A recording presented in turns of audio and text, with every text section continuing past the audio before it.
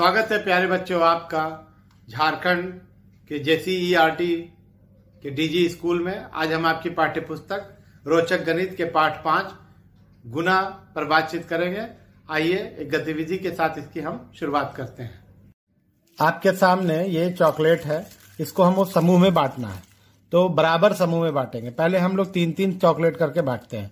तो 3 चॉकलेट देखिए इस समूह में आई, एक समूह, 3 चॉकलेट का दूसरा समूह और 3 चॉकलेट का तीसरा समूह और 3 चॉकलेट का चौथा समूह।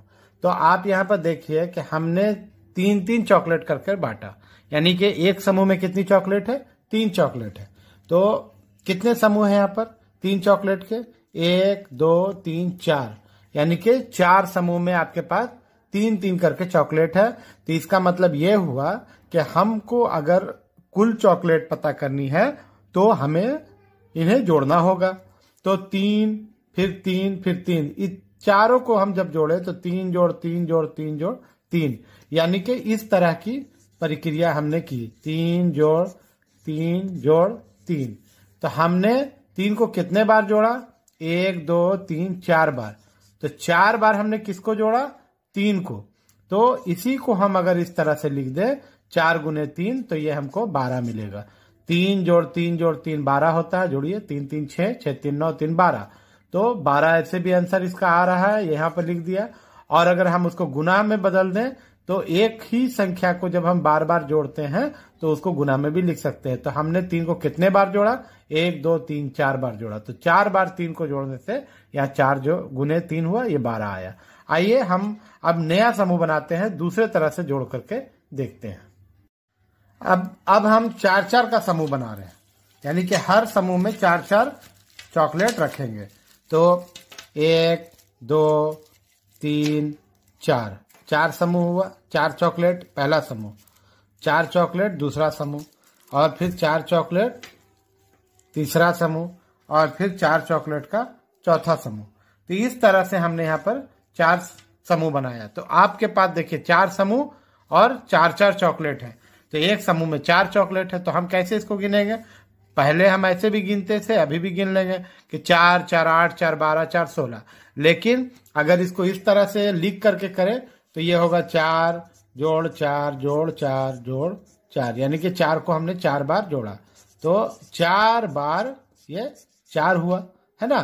तो इसको ऐसे भी लिख सकते हैं। तो आपको ये 4 चौके 16 आया। तो अभी आपने देखा कि जब हम 3 का समूह बना करके इसको कर रहे थे तो 3 के समूह में ये बांटे, तो उसको उस प्रक्रिया में 3 जोड़ 3 करके हमने लिखा, तो ये इस तरह का था। अभी 4 किया तो 4 में इस तरह का हुआ। तो यानी एक ही संख्या को जब हम बार बार जोड़ते हैं तो उसको हम गुना में भी कर सकते हैं, गुना से भी हासिल कर सकते हैं उस संख्या को।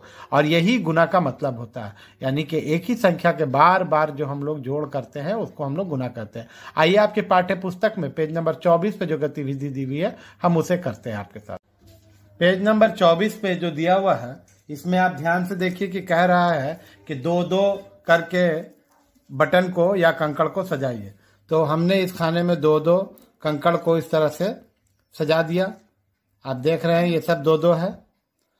तो 2-2 करके जब हम हर खाने में डाल रहे हैं तो इसके बाद हमको इसको जोड़ेंगे, जैसे कि हमने आपको चॉकलेट के साथ भी किया था, ठीक वैसे ही काम हो रहा है यहाँ पर। तो इसमें आप जो देख रहे हैं कि 2 जो है कितने खानों में है? 1 2 3 4 5 6 7 8, यानी कि कितने बार 2 है? 8 बार 2 है। 8 खाना मतलब 8 बार 2 है। इसको हम इस तरह देखिए, हर खाने में 2 है। हर खाने में जब 2 रहेगा तो ये इस तरह का होगा। हर खाने में 2 जोड़ 2, यहाँ 16 तक आया। तो ये जो आपके सामने है ये जोड़ का लगातार जोड़ हो रहा है 2 का, यानी कि एक ही संख्या बार बार जुड़ रही है, एक ही संख्या बार बार जुड़ रही है। तो कितने बार जुड़ी तो उसको गिन लीजिए। 1 2 3 4 5 6 7 8 बार जुड़ी। तो 8 बार 2 जब जुड़ा, यहाँ पर आपके सामने दिख रहा है, तो यही 8 गुने 2 होता है, यानी कि ये 16 होगा। 8 गुने 2 16। आप यहाँ देख रहे हैं कि सब 2-2 करके है यहाँ पर 8 खाना में, है ना। तो इसी को पुस्तक में इस तरह से दिखाया गया। आइए आपको दूसरी गतिविधि के बारे में बताते हैं। ये बॉक्स भी आपके बुक में दिया हुआ है कि एक बॉक्स में 4-4 करके रखिए। तो देखिए एक बॉक्स में हमने 4-4 करके यहाँ पर रखा, ये भी उसी तरह से है एकदम। देखिए 4-4 बटन आपके हर बॉक्स में है। तो एक बॉक्स में 4 बटन है, यानी कि 3 बॉक्स में कितने बटन हुए? तो 4 जोड़ 4 जोड़ 4, यानी कि कुल 12 बटन हुए। तो हमने 4 को कितने बार जोड़ा? 3 बार जोड़ा। तो 3 बार 4 यानी कि 3 गुने 4 बराबर 12। तो लगातार एक ही संख्या का जोड़ जो है वो गुना हो रहा है। तो इस चिन्ह का जो उपयोग हम लोग गुना को करते हैं, तो इसका मतलब ये होता है कि ये 3 बार 4 को जोड़ने के लिए कह रहा है। तो 3 बार 4 को जोड़िए या 3 को 4 से गुना कर दीजिए, उत्तर दोनों का बराबर आएगा। आपके सामने हम 2 गुने 3 लिख रहे हैं, इसका मतलब क्या होगा? इसका मतलब यह है कि हमको 3 को 2 बार जोड़ना है। पहले है उतना बार है, तो हमको 3 को कितना बार जोड़ना है? 2 बार। तो ये इस तरह से हो गया। अगर यही रहेगा 2 गुने 2, तो इसका मतलब हो गया कि हमको 2 को 2 बार जोड़ना है। अगर आपके सामने होता है 2 गुने 1, तो इसका मतलब होता है कि हमको 1 को 2 बार जोड़ना है।